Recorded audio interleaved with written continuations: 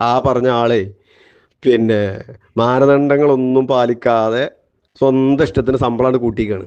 മനസ്സിലാക്കണം നിങ്ങൾ. 50,000 ഉള്ളത് 60,000. എങ്ങനെയുണ്ട്? ഒരു മാനദണ്ഡങ്ങളും പാലിക്കാതെ ഇതിനൊക്കെ ഓരോ സംവിധാനത്തിന് ഓരോ മാനദണ്ഡങ്ങളുണ്ട്. നമ്മൾ പലപ്പോഴും പറയാറുണ്ട് ഇവർക്ക് പോച്ച മാതിരിയാണ് ഈ സംവിധാനം കൊണ്ട് ഇവർ കാട്ടിക്കൂട്ടുന്നത്. അള്ളാന്റെ ദീന്റെ സമ്പത്ത് ഇവർക്ക് പോച്ച മാതിരി എഴുതിയെടുക്കലും വാങ്ങിയെടുക്കലും ഒക്കെയാണ് ചെയ്യുന്നത് എന്നുള്ളതിന് ഏറ്റവും വലിയ അവസാനത്തെ ഉദാഹരണമാണ്. അസ്സലാമു അലൈക്കും വറഹ്മത്തുള്ളാഹി വബറകാതുഹു.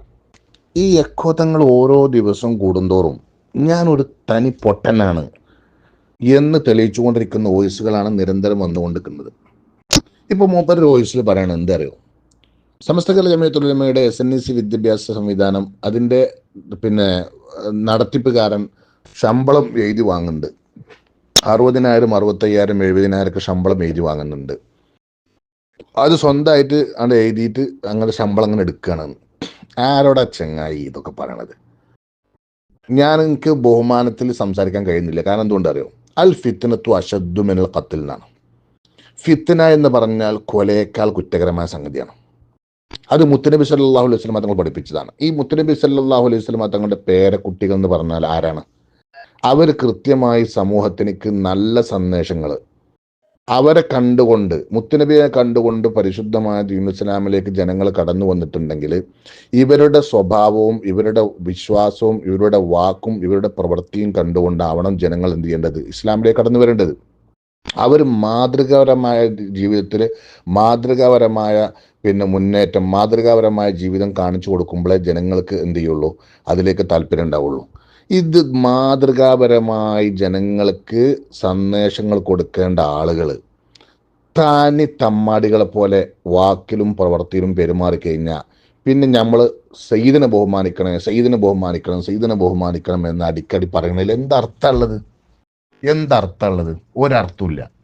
അപ്പോൾ ഫിത്ന എന്ന് പറഞ്ഞാൽ കൊലയേക്കാൾ കുറ്റമാണ് എന്ന് മുത്തുനബി പഠിപ്പിച്ച, പിന്നെ ഞാൻ ആ മുത്തുനബിന്റെ പരമ്പരയിൽപ്പെട്ട ഒരു ചങ്ങായി ഇത്തരത്തിലുള്ള തമ്മാടിത്തരങ്ങളിലുള്ള വോയിസും കാര്യങ്ങളും വിട്ടാൽ പിന്നെ എങ്ങനെ നമ്മൾ പ്രതികരിക്കാതിരിക്കും? കുരുത്തുള്ളവനൊക്കെ കുരുത്തക്കേട് കൊടുക്കാൻ സാധിക്കുള്ളൂ. അതെല്ലാവരും ഒന്ന് മനസ്സിലാക്കണം. അത് ഏത് മൂലയരാണെങ്കിലും തങ്ങളാണെങ്കിലും തറവാട്ട് ജനിച്ച ആൾക്കാരാണെങ്കിലും മനസ്സിലാക്കേണ്ടത് കുരുത്തം എന്ന സാധനമുണ്ട്. അത് മുൻഗാമികളിൽ നിന്ന് വാപ്പകാരന്മാരായിട്ട് കൈമാറി കിട്ടേണ്ട സംഭവമാണ് കുരുത്തം എന്ന സാധനം. ഈ കുരുത്തുണ്ടെങ്കിലേ മറ്റുള്ളവർക്ക് കുരുത്തക്കേട് കൊടുക്കാൻ സാധിക്കുള്ളൂ. ആദ്യം തന്നെ കുരുത്തക്കേട് സമ്പാദിച്ച ഒരാൾക്ക് പിന്നെ മറ്റുള്ള ആളുകൾക്ക് കുരുത്തക്കേട് കൊടുക്കാൻ കഴിയൂല, കുരുത്തം കൊടുക്കാനും കഴിയൂല. മനസ്സിലായോ? കുരുത്തം കൊടുക്കാനും കഴിയില്ല, കുരുത്തക്കേട് കൊടുക്കാനും കഴിയൂല. കാരണം എന്താണ്? അവൻ സ്വയം നശിച്ചവനും മറ്റുള്ളവനെ നശിപ്പിക്കുന്നവനുമാണ്. അത് വാക്കുകൊണ്ടും പ്രവൃത്തി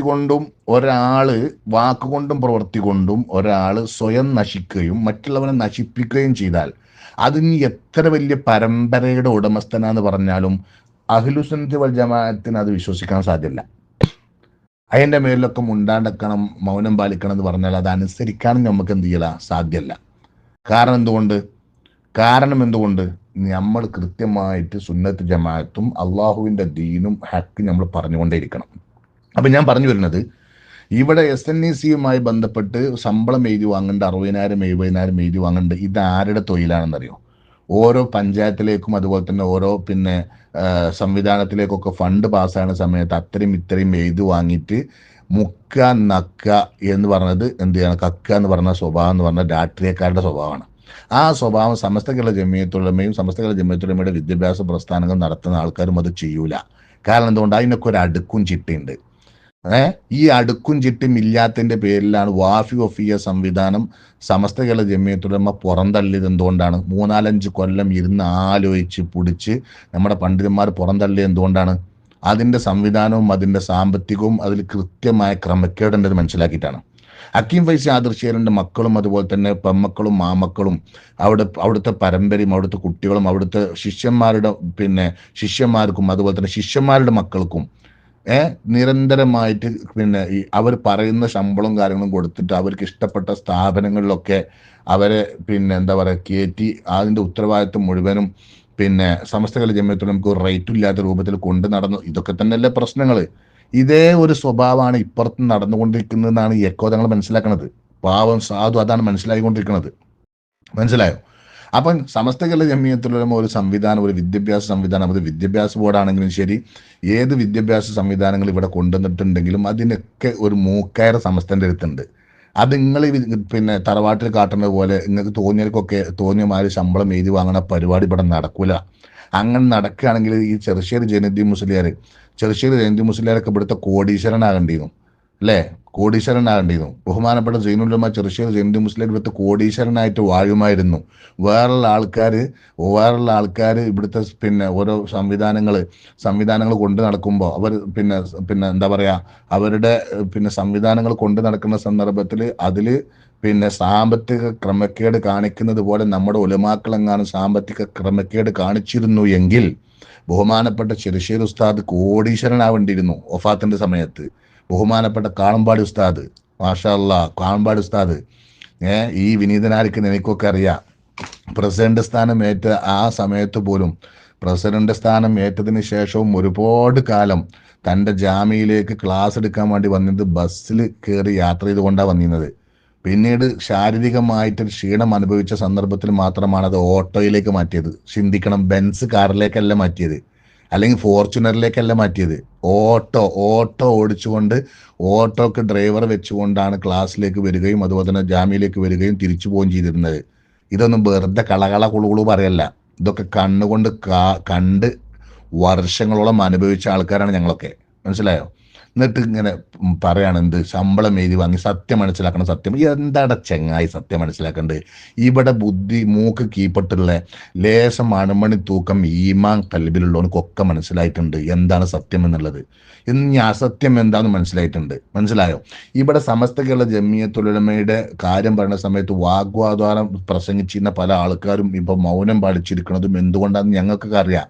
ഇതൊരു പ്രത്യേകമായ ഒരു പിന്നെ അജണ്ടയാണ്, ഒരു പ്രത്യേകമായ ഒരു അന്തരീക്ഷത്തിലൂടെ നീങ്ങും. നിങ്ങൾ ആലോചിച്ച് നോക്കുകൊണ്ട് സമസ്ത കേരള ജമിയത്തുലമയ്ക്കെതിരെ നിൽക്കുന്ന ഏത് തലപ്പാവ് ധരിച്ച പണ്ഡിതനെന്ന് അവകാശപ്പെടുന്നവരാണെങ്കിലും അതുപോലെ തന്നെ തൊപ്പി വെച്ച തങ്ങളെന്ന് അവകാശപ്പെടുന്നവരാണെങ്കിലും ചിന്തിച്ചാൽ മനസ്സിലാവും. ഒന്നുകിൽ അവൻ്റെ മകൻ വാഫിയോ അല്ലെങ്കിൽ ഹുദവിയോ, കുരുത്തം കെട്ട ഹുദവിയോ ആയിരിക്കും, മനസ്സിലായോ? അല്ലെങ്കിൽ മകള് വാഫിയോ അല്ലെങ്കിൽ കുരുത്തം കെട്ട പിന്നെ എന്താ പറയുക ഏതെങ്കിലും സംവിധാനത്തിൽ ഉള്ള ഇങ്ങനെ മക്കളാണെങ്കിലും മരുക്കളാണെങ്കിലും അതുപോലെ തന്നെ കുടുംബക്കാരാണെങ്കിലും അല്ലെങ്കിൽ ജ്യേഷ്ഠൻ അല്ലെങ്കിൽ അഞ്ചന്, ഇതൊക്കെ ഏതെങ്കിലും ഒന്ന് ഈ മാറാലിയിൽ ഇങ്ങോട്ട് ചെറ്റിപ്പഞ്ഞതിൻ്റെ പേരിൽ സത്യം തുറന്നു പറയാൻ കഴിയാത്ത ആൾക്കാരാണ് പലരും. പിന്നെ സ്വന്തം മക്കൾക്ക് പിന്നെ എന്താ പറയുക രാഷ്ട്രീയ സംവിധാനം ഉപയോഗിച്ച് ഭരണ സംവിധാനം ഉപയോഗിച്ചിട്ട് ജോലിയും കാര്യങ്ങളൊക്കെ വാങ്ങിക്കൊടുത്തിട്ടുണ്ടാവും. അപ്പൊ ചുരുക്കി പറഞ്ഞ ഫുള്ള് എല്ലാ കാര്യങ്ങളും എന്ത് ഭൗതികപരമായ ലാഭം നഷ്ടപ്പെടുമോ എന്ന് വിചാരിച്ചിട്ട് മൗനം പാലിക്കുക. അതല്ലെങ്കിൽ മൗനം പാലിക്കുന്നതിന് പകരം എന്ത് ചെയ്യുക, മറ്റേ സമസ്തക്കെതിരെയുള്ള സ്റ്റേജുകളിൽ പ്രത്യക്ഷപ്പെട്ടുകൊണ്ട് എന്ത് ചെയ്യുക, പ്രസംഗിക്കുക. ഇതല്ലേ നടന്നുകൊണ്ടിരിക്കുന്നത്. അതിനൊന്നും വകവെക്കാതെ എനിക്ക് എൻ്റെ ജോലിയല്ലടോ പ്രശ്നം, എനിക്ക് ഹക്കായ ദീനാണ് പ്രശ്നം എന്ന് പറഞ്ഞ ബഹുമാനപ്പെട്ട പണ്ഡിതന്മാരെ സ്ഥാപനങ്ങളിൽ നിന്ന് പുറത്താക്കുക, അല്ലേ? ഇതൊക്കെയല്ലേ നടന്നുകൊണ്ടിരിക്കുന്നത് ഇവിടെ. ഇനി എന്തെല്ലാം കാണാൻ കിടക്കണു? ഞമ്മക്കിതൊന്നും ഒരു പ്രശ്നേ അല്ല. എന്തുകൊണ്ടെന്നറിയോ? ഞങ്ങൾക്ക് ഓർമ്മ വെച്ച കാലം തൊട്ടിട്ട് 89 ഇതും ഇതിലപ്പുറം ഞങ്ങൾ അനുഭവിച്ചതാണ്. മനസ്സിലായോ? 89 സമസ്ത കേരള ജമിയത്തുലമയുടെ മുഷാവറ അംഗത്തിൽ നിന്ന് പുറത്തു പോയ ആൾക്കാർ ഉണ്ടായിട്ടുണ്ട്.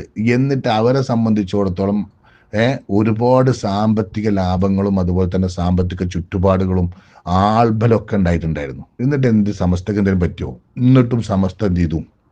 വർഷങ്ങളോളം മുന്നോട്ട് പോയി. ഇതങ്ങനെ തന്നെ മുന്നോട്ട് പോയിക്കൊണ്ടിരിക്കും. 100 വർഷം ഇവിടെ തികയുമ്പോൾ മൊയ്ൻ അലി ശിഹാബ് തങ്ങൾ, ആറ്റപ്പൂവിൻ്റെ പുന്നാരമോൻ മൊയ്ൻ അലി ശിഹാബ് തങ്ങൾ ഒരു ശുദ്ധിക്കലശം ഇവിടെ സമസ്തയിൽ നടക്കും എന്ന് പറഞ്ഞിട്ടുണ്ടെങ്കിൽ ആ പാണക്കാട്ടെ തറവാട്ടിൽ നിന്ന് തലമുറ കൈമാറി ഒരു പ്രത്യേകമായ ഒരു വാക്കുഫലവും അതുപോലെ തന്നെ ഒരു ഇജാസിയത്തോടു കൂടി മൊയ്ൻ അലി തങ്ങൾ അത് പറഞ്ഞിട്ടുണ്ടെങ്കിൽ അതിവിടെ നടക്കുക തന്നെ ചെയ്യും. അതിൽ യാതൊരു സംശയവുമില്ല. ഒരു സംശയം ഞങ്ങൾക്ക് ആ വിഷയത്തിലില്ല. മൊയ്ൻ അലി തങ്ങൾ പറഞ്ഞല്ലോ, സമസ്തക്ക് പ്രതിസന്ധി ഉണ്ട് നിങ്ങൾ ആരും വിചാരിക്കണ്ട. മൊയ്ൻ അലി തങ്ങൾ വാക്ക് കടമെടുത്തിട്ടാണ് ഞാൻ പറഞ്ഞത്. മൊയ്ൻ അലി തങ്ങൾ പറഞ്ഞു സമസ്തക്ക് പ്രതിസന്ധി ഉണ്ട് നിങ്ങൾ ആരും വിചാരിക്കണ്ട, സമസ്തക്ക് അങ്ങനെ പ്രതിസന്ധി ഇല്ല, മറിച്ച് ഇവിടെ എന്താ നടക്കാൻ പോകുന്നത്, ഒരു ശുദ്ധിക്കലശം നടക്കാൻ പോകുന്നുണ്ട് എന്നാണ് പറഞ്ഞത്. മനസ്സിലായോ? അപ്പോൾ അതുകൊണ്ട് എൻ്റെ നിഷ്കളങ്കരായ പ്രവർത്തകരോട് മറ്റേ അക്കോതങ്ങൾ പറയുമ്പോൾ തന്നെ നിഷ്കളങ്കരായ പ്രവർത്തകരോട് എനിക്ക് പറയാനുള്ളത്, നിങ്ങൾ എന്ത് പ്രതിസന്ധി വന്നാലും നിങ്ങളെ നിങ്ങളാക്കിയ, നിങ്ങൾക്ക് അമല് പഠിപ്പിച്ച, നിങ്ങൾക്ക് ദീൻ പഠിപ്പിച്ച, നിങ്ങൾക്ക് നിസ്കാരവും നോമ്പും ഹജ്ജും സക്കാത്തും മറ്റ് കർമ്മപരമായ കാര്യങ്ങളും പഠിപ്പിച്ച ഒരു പ്രസ്ഥാനമുണ്ട്, സമസ്ത കേരള ജമിയത്തുൽ ഉലമ. അതിൽ അടിയുറച്ച് നിന്നിട്ട് ദുന്യാവ് നഷ്ടപ്പെട്ടാലും ആഖിറം നഷ്ടപ്പെടാതിരിക്കാൻ വേണ്ടി ശ്രദ്ധിക്കണം എന്നാണ് വളരെ വിനയത്തോട് പറയാനുള്ളത്.